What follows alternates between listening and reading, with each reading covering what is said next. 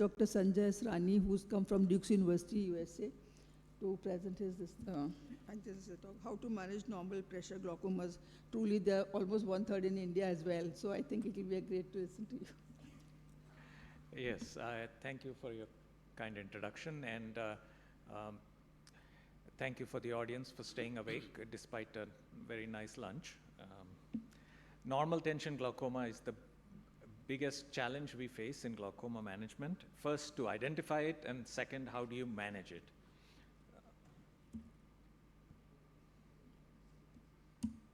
Okay, so normal tension glaucoma is the imbalance of 3 or more factors.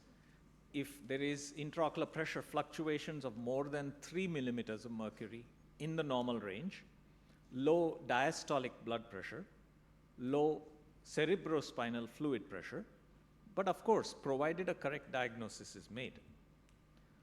The diagnosis is one of exclusion. You have to rule out masqueraders.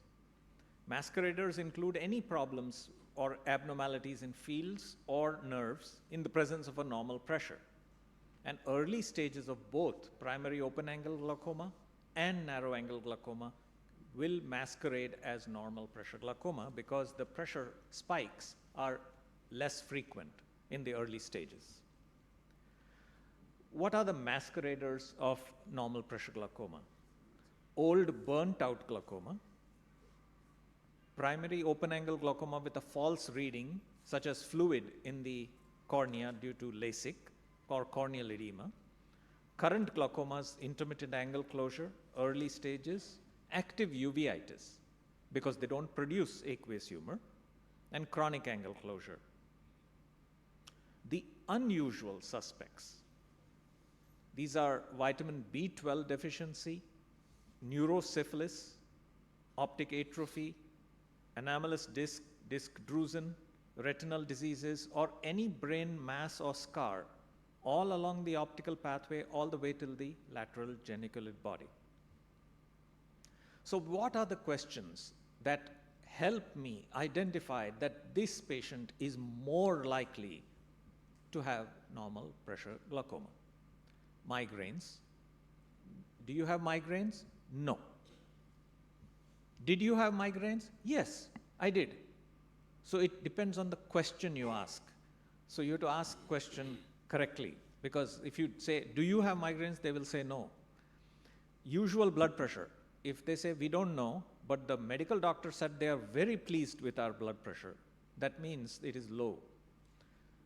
Raynaud's phenomena. You're not going to experience Raynaud's phenomena unless you go to a cold place. So the one thing I ask is the spouse. When you touch the hand or the feet, is it very cold? Is it ice cold? That tells you that this may be cold extremities. And then the next set of questions are somewhat unusual.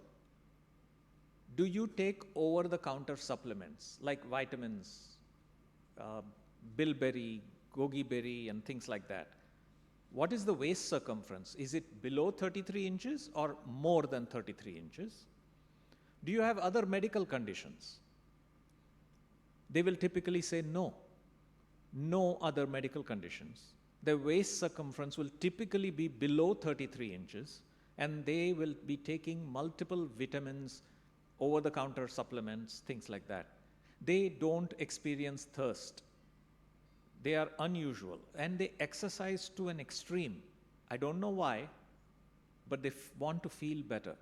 So you'll see this 80-year-old lady coming in sneakers to your clinic because she walks 6 miles a day. That is unusual for an 80-year-old to be walking 6 miles a day. And how many days do you do that? Oh, all except one day of the week. I do it every day. That is unusual. And this is based on a study that we had done in 2011, where we found that the weight, the waist circumference, the BMI, all differed. The number of prescription drugs was 1/3 the number of supplements. And another thing was the higher education level. More higher education level means more normal tension glaucoma. We were a little hesitant to publish this. Of course, we got a lot of pushback from the reviewers. But I was pleasantly surprised to hear from Joost Jonas and Vinay Nangia that in the central Indian study also they found that those people who had low CSF pressure had much higher education. So yes, there are certain systemic features that can identify low pressure glaucoma, but can you look at the patient's optic nerve or visual field and identify low pressure glaucoma? Yes, there is in low pressure glaucoma a focal notch. The rest of the nerve is completely well preserved and pink. Of course, this is in early to moderate stage. The paracentral loss of visual field, the parafoveal ganglion cell loss, and of course, nasal and temporal loss is typically neurological, as I mentioned in the morning.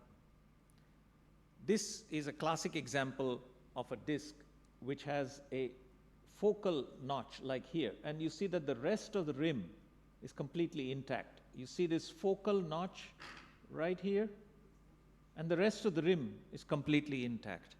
This is classic of low pressure glaucoma. So, is this low pressure glaucoma? No. There is a little temporal pallor. You can see one other feature, and that is you see these curvilinear changes in these blood vessels. This tells you that this patient has Leber's hereditary optic neuropathy. So when you see this kind of feature and the patient's vision is normal, you have to be cautioning them to avoid smoke exposure and to take adequate vitamins so as to reduce the impact of LHON. Let's take a look at this example. This patient has a pressure of right eye in the mid-teens, left eye in the single digits to low teens. This is the gonioscopy. Is it normal tension? Is it neovascular, or is it normal? Pressure in the low teens in the left eye. This is gonioscopy of the left eye.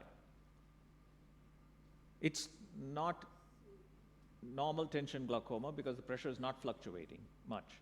Is it neovascular glaucoma? Could be. It is, possibly. Yes, it is ocular ischemic syndrome. It's because the low perfusion of the ciliary body. That's why there is low pressure, even though the outflow is obstructed. But why am I showing you this picture? Why am I showing you a picture of the patient's eyes? Because you could have made this diagnosis as soon as you entered the room. You did not need to even look at the gonioscopy. You see the arcus here? There is no arcus on this side. Whenever you see a unilateral arcus, it is because of carotid occlusion. And you have to remind those patients after they get the carotid endarterectomy to come back, so that because they will get florid hyperperfusion glaucoma. So, establishing a diagnosis, you look at this nerve and you might say, maybe glaucoma suspect, maybe not. But then when you look at this, you'll say, aha, definitely glaucoma. You can see so many nerve fiber layer defects. But is it? Is it glaucoma? With so many nerve fiber layer defects, where is the cupping? There is no cupping. Because nerve fiber layer is known to be affected in hypertension, especially if the defects are multiple, especially in the macula. It is associated with systemic vascular risk factors rather than glaucoma. These may be useful in grading arterial hypertension. The odds ratio of getting a nerve fiber layer defect in grades 2 and 3 of hypertension is 10 times the risk. Severe hypertension causes thickness decrease of macula and RNFL over time, reminding you that these are the two layers that our artificial intelligence is focusing on to predict over time. Unfortunately, there is this other player, which is hypertension and other diseases. For example, this is a slide I showed yesterday. There is a loss of nerve fiber layer that you can see here over time. You see a loss of macular thickness. You see a focal field defect. So if it looks like a duck, walks like a duck, talks like a duck, must be a duck. No, it's not a duck. It's not glaucoma. Because 3 months prior to that, there was a cotton wool spot that had been noted. That was the cause of all these changes that look like glaucoma. So how do you identify glaucoma? Nerve fiber layer loss, cupping, that is the Brooks membrane opening minimum rim width, progression over time at the same location, and ganglion cell and inner plexiform layer loss, but no loss of the inner nuclear layer. In cotton wool spots, no progression, no change in cupping, ganglion cell loss, and inner nuclear layer loss depending on the location of the cotton wool spot. So you can see here there is a nerve fiber layer loss, but in the location of the cotton wool spot, you'll see that there is a fold in the middle of the retina. So if you see, you can see these folds in hypertensive patients. I used to never know what these meant until recently. You can see this because of the multiple cotton wool spots. So let's go back. Fluctuations is critical to control in management of low pressure glaucoma. So what do you do? Okay, you identified low pressure glaucoma, you eliminated masquerades, but you see, we did a study in which we did SLT, and we found that the mean pressure did not change much, but the range of pressure changed significantly. That means the fluctuations went down. And then there is low diastolic perfusion pressure.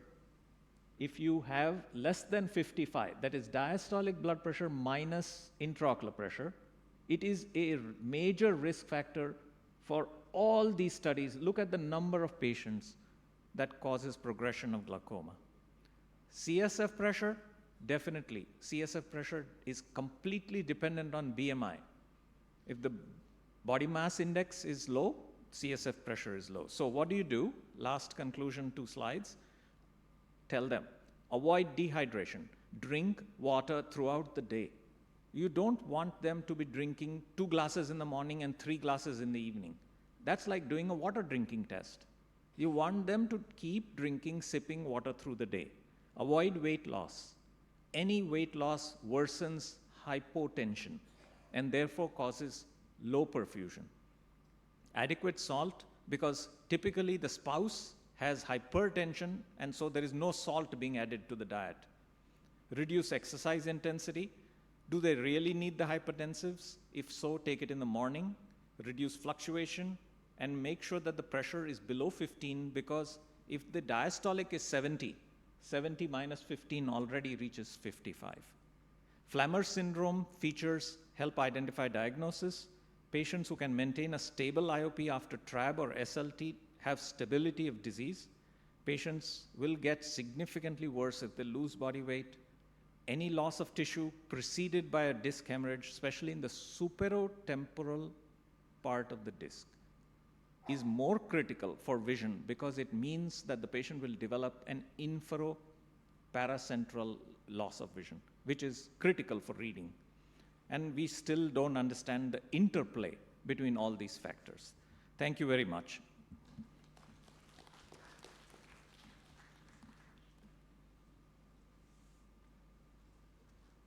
Yeah. So now we have the, thank you sir for very nice illustration of this wonderful talk on normal